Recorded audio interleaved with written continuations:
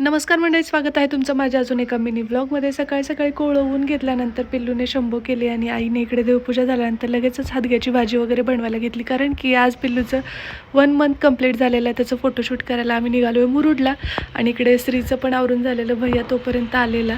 तर आत्ता आलो आहे आम्ही इथं मुरुडमध्ये आणि हे फोटोज कुणाचे आहेत ते कमेंट बॉक्समध्ये सांगा. आता स्टुडिओमध्ये आल्यानंतर इथं अगोदर सगळा सेटअप वगैरे ते लावून घेत आहेत आणि हा ड्रेस मी तिला वेअर केला आहे. कसा वाटतोय सांगा. याचे फोटोज पण खूप छान आलेले आहेत.